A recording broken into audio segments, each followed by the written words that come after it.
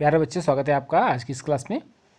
आज हम Arun sir polity classes में 1885 से लेकर के 1947 तक की जो प्रमुख घटनाएं हैं उनके बारे में विस्तारपूर्वक जानेंगे। तो आइए देखते हैं आज का वीडियो कि 1885 से लेकर के 1947 तक यानी कि भारत की आज़ादी तक कौन कौन सी योजनाएं चली। ये अक्सर एग्जाम में पूछी जाने वाली प्रमुख घटनाएँ हैं। तो आइए शुरू करते हैं आज का वीडियो। 1885 में सबसे पहले एलन ऑक्टेवियन ह्यूम ने कांग्रेस की स्थापना की थी, जो कि वर्तमान में भी भारत का एक सबसे पुराना राजनीतिक दल के रूप में विद्यमान है। उसके पश्चात जो दूसरी महत्वपूर्ण घटना हुई थी वो हुई थी बंगाल का विभाजन 1905 में। बंगाल एक प्रांत था जिसका पूर्वी बंगाल और पश्चिम बंगाल दो भागों में विभाजन कर दिया गया था। पश्चिम बंगाल वर्तमान में भारत का एक राज्य है और जो पूर्वी बंगाल था वो 1947 में पूर्वी पाकिस्तान के नाम से जाना गया, जो आज बांग्लादेश के नाम से जाना जाता है, एक देश है। उसके पश्चात 1906 में मुस्लिम लीग की स्थापना हुई थी। अजीमुल्ला और आगा खान ने इसकी स्थापना की थी। 1907 की एक महत्वपूर्ण घटना है, कांग्रेस का विभाजन हुआ था। गरम दल नरम दल के कुछ नेता थे, उनके द्वारा इसका विभाजन हुआ था। आपने लाल बाल पाल का नाम सुना होगा, गरम दल के या उग्रवादी दल के वो नेता थे। लाल से लाला लाजपत राय, बाल से बाल गंगाधर तिलक और पाल से विपिन चंद्र पाल का नाम परीक्षाओं में अक्सर पूछा जाता है। उसके पश्चात 1908 में खुदीराम बोस को फांसी दी गई थी। खुदीराम बोस के बारे में आप सभी जानते हैं, क्रांतिकारी थे। 1909 में मार्ले मिंटो सुधार भारत में एक अधिनियम पारित किया गया था, जिसमें लॉर्ड मिंटो और मार्ले ये भारत में इसको लागू किया गया था सुधार हेतु। 1913 में लाला हरदयाल के द्वारा सैन फ्रांसिस्को अमेरिका में गदर आंदोलन का प्रारंभ किया गया था। गदर पार्टी की स्थापना उनके द्वारा की गई थी। 1914 में पहला विश्व युद्ध का प्रारंभ हुआ था और इसके पश्चात 1915 में गांधी जी 9 जनवरी 1915 में पहली बार भारत आए थे। 1916 में लखनऊ में समझौता हुआ था। लखनऊ समझौता के नाम से इसको जाना जाता है। 1916 में ही होम रूल आंदोलन की स्थापना हुई थी। एनी बेसेंट और बाल गंगाधर तिलक ने होम रूल आंदोलन का प्रारंभ किया था। 1917 में चंपारण, जो कि बिहार में स्थित है, वहाँ पर गांधी जी ने पहली बार सत्याग्रह का प्रयोग किया था और इस चंपारण सत्याग्रह के लिए उन्हें आमंत्रित किया था राजकुमार शुक्ल ने। 1918 में जो गुजरात में अहमदाबाद क्षेत्र है वहाँ पर मजदूरों की एक हड़ताल हुई थी। अहमदाबाद मजदूर मिल हड़ताल के नाम से जाना जाता है। मिल थी, वहाँ श्रमिक काम करते थे और उनके जो कार्य के घंटे थे, मजदूरी थी, उसके संबंध में आंदोलन थी और इसका नेतृत्व खास करके गांधी जी के अलावा सरदार वल्लभ भाई पटेल के द्वारा भी किया गया था। 1918 में ही खेड़ा गुजरात में एक खेड़ा नामक स्थान है, वहाँ पर एक आंदोलन हुआ। ये भी बहुत महत्वपूर्ण एग्जाम की दृष्टि से। 1918 में ही रॉलेट एक्ट बनाया गया और 1919 में से लागू किया गया। 1919 में लागू रॉलेट एक्ट एक काला कानून था। इसी कानून को बिना वकील, बिना अपील, बिना दलील का कानून भी कहा जाता था। इसके पश्चात 13 अप्रैल 1919 को पंजाब में जलियांवाला बाग हत्याकांड हुआ था। जलियांवाला बाग एक स्थान है पंजाब में, वहाँ पर निहत्थे लोगों को बैसाखी के दिन जनरल डायर ने गोलियों से भून दिया था। उसके पश्चात जनरल डायर को ब्रिटिश साम्राज्य के शेर की उपाधि दी गई और उसी के पश्चात जनरल डायर की हत्या बाद में कुछ समय पश्चात शहीद उधम सिंह के द्वारा की गई। उधम सिंह के नाम से उत्तराखंड में एक उधम सिंह नगर नाम का एक जिला भी बनाया गया। जलियांवाला बाग हत्याकांड के लिए एक हंटर कमीशन का भी गठन किया गया, हंटर कमेटी, जो कि जलियांवाला बाग कांड जांच समिति के नाम से जानी जाती है। भारतीय व्यक्तियों की एक कमेटी भी बनाई गई जो जलियांवाला बाग हत्याकांड से संबंधित थी, उसका नाम था शोर कमेटी। 1919 में ही भारत में एक खिलाफत आंदोलन प्रारंभ किया गया था। 1920 में गांधी जी के द्वारा असहयोग आंदोलन का प्रारंभ किया गया था 1 अगस्त 1920 से। 1922 में यह आंदोलन समाप्त हो गया था। 5 फरवरी 1922 को उत्तर प्रदेश के चौरी चौरा नामक स्थान पर चौरी चौरा कांड हुआ था, जहां पर कुछ पुलिस वालों को क्रांतिकारियों ने जिंदा जला दिया था। वहां हिंसा भड़क गई थी और इसके पश्चात असहयोग आंदोलन वापस ले लिया गया था।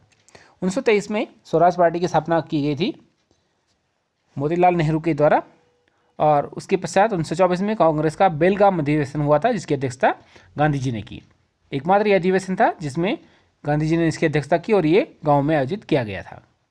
उसके पश्चात अगस्त 1925 में 9 अगस्त 1925 को काकोरी, उत्तर प्रदेश में काकोरी कांड घटित हुआ था। इस काकोरी कांड में जो राम प्रसाद बिस्मिल है, अशफाक उल्लाह खान है, भगत सिंह या अन्य जो क्रांतिकारी है, चंद्रशेखर आजाद, इनका नाम इसमें लिया जाता है और इन्होंने एक रेल को लूटा था। अंग्रेजों के द्वारा जो खजाना विदेशों को भेजा जा रहा था, इसे काकोरी कांड के नाम से जाना जाता है। 1928 में साइमन, जो सर जॉन साइमन की अध्यक्षता में गठित किया गया था साइमन कमीशन भारत में आया और इसका विरोध किया गया। साइमन को बेग के नारे लगाए गए और इसके विरोध में ही जो लाला लाजपत राय थे उनके सर पर लाठियाँ पड़ी और उनके बाद में साइमन कमीशन के विरोध में मृत्यु हो गई।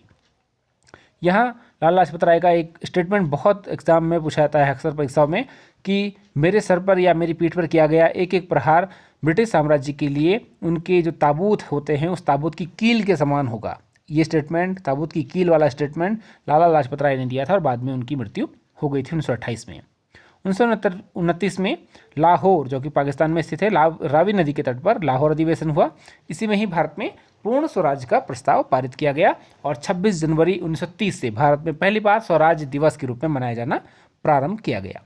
1929 में दांडी मार्च का प्लान बनाया गया और 1930 में 12 मार्च 1930 में दांडी मार्च प्रारंभ किया गया, जो कि 6 अप्रैल 1930 को दांडी पहुंच करके समाप्त हुआ और यहाँ पर नमक कानून को भंग किया गया। तो दांडी मार्च की जो तारीख है वो 1930 आएगी, यहाँ 1929 लिखा है, इसको ठीक कर लीजिएगा 1930। और जैसे ही नमक कानून बनाया 6 अप्रैल 1930 को, यहाँ से सविनय अवज्ञा आंदोलन का प्रारंभ होता है। 1930 में दांडी मार्च के तुरंत बाद सविनय अवज्ञा आंदोलन प्रारंभ हुआ। 1931 में गांधी इरविन समझौता हुआ और इसके पश्चात 1930 में ही प्रथम गोलमेज सम्मेलन, 1931 और 32 में द्वितीय तथा तृतीय गोलमेज सम्मेलन का आयोजन किया गया। एक प्रश्न अक्सर एग्जाम में पूछा जाता है कि कौन सा व्यक्ति था जिसने प्रथम, द्वितीय और तृतीय गोलमेज सम्मेलनों में भाग लिया। तो एकमात्र व्यक्ति थे डॉक्टर भीमराव अम्बेडकर, जिन्होंने तीनों गोलमेज सम्मेलन में भाग लिया था। उसके पश्चात 1932 में पूना पैक्ट हुआ। ये पूना पैक्ट महात्मा गांधी और अम्बेडकर से संबंधित था। ये सीटों के आरक्षण से संबंधित एक समझौता था जो महात्मा गांधी और भीमराव अम्बेडकर के मध्य हुआ था। इसी समय रमजे मैकडोनाल्ड ने कम्युनल अवार्ड की घोषणा भी की थी, सांप्रदायिक अवार्ड। 1940 में गांधी जी ने व्यक्तिगत सत्याग्रह प्रारंभ किया और जो पहला व्यक्ति था सत्याग्रही जिसको व्यक्तिगत सत्याग्रही बनाया गया वो थे आपके विनोबा भावे। विनोबा भावे ने भूदान आंदोलन भी चलाया था। इसमें कई जगह पर आपको पंडित जवाहरलाल नेहरू का नाम भी मिलेगा कि व्यक्तिगत सत्याग्रही जवाहरलाल नेहरू थे, लेकिन इसको करेक्ट कर लीजिएगा, विनोबा भावे पहले व्यक्तिगत सत्याग्रही थे। 1940 में पाकिस्तान की मांग की गई। पाकिस्तान शब्द का जो जनक था वो थे रहमत अली और उनके द्वारा कहा गया कि हमें अपना अलग पाकिस्तान दिया जाना चाहिए। और उसके पश्चात जो मोहम्मद अली जिन्ना थे उन्होंने द्विराष्ट्र सिद्धांत दिया। उन्होंने कहा था कि भारत या हिंदुस्तान एक नहीं बल्कि दो राष्ट्र हैं, हिंदुस्तान और पाकिस्तान। तो द्विराष्ट्र सिद्धांत का संबंध किससे है? ये मोहम्मद अली जिन्ना से ये एग्जाम में पूछा जाता है। 1942 में भारत में क्रिप्स मिशन आया जो कि असफल रहा भारत की स्वतंत्रता और संविधान निर्माण के लिए, लेकिन इसको वापस आना पड़ा। 1942 में ही 8 अगस्त 1942 को भारत छोड़ो आंदोलन का प्रारंभ भारत में किया गया और गांधी जी के द्वारा करो या मरो का एक नारा दिया गया। जो भारत छोड़ो आंदोलन था ये मुंबई के ग्वालियर टैंक मैदान से प्रारंभ हुआ था, मुंबई में है ये। 1942 में ही सिंगापुर में आज़ाद हिंद फौज की स्थापना की गई। नेताजी सुभाष चंद्र बोस का आपने नाम सुना होगा, उनका इनसे संबंध था। इसके अलावा 1945 में लॉर्ड वेवेल ने एक शिमला समझौता किया, ये एग्जाम में अक्सर पूछा जाता है। 1946 में नौसेना का विद्रोह हुआ था और उसके पश्चात एक 3 सदस्यीय कैबिनेट मिशन भारत आया 1946 में, जिसमें क्रिप्स, लॉरेंस और अलेक्जेंडर 3 व्यक्ति थे। इनके द्वारा भारत में कैबिनेट मिशन के आने के बाद संविधान सभा के लिए निर्वाचन प्रारंभ किया गया और 1946 में ही जुलाई माह में संविधान सभा के चुनाव हुए। 9 दिसंबर 1946 को संविधान सभा की पहली बैठक हुई। 11 दिसंबर 1946 को डॉक्टर सच्चिदानंद सिन्हा को संविधान सभा का अस्थायी अध्यक्ष बनाया गया और उसके पश्चात उनकी मृत्यु होने के पश्चात डॉक्टर राजेंद्र प्रसाद संविधान सभा के स्थायी अध्यक्ष बने। 1947 में माउंटबेटन योजना भारत में लागू की गई, जिसके आधार पर भारत का विभाजन हुआ। तो कई बार परीक्षा में पूछा जाता है कि भारत का विभाजन किस योजना के आधार पर हुआ, तो वो योजना थी माउंटबेटन योजना। और उसके पश्चात 15 अगस्त 1947 को भारत स्वतंत्र हुआ। 1950 आते आते 2 वर्ष 11 महीने 18 दिन के पश्चात 26 नवंबर 1949 को भारत का संविधान बनकर के तैयार हुआ था।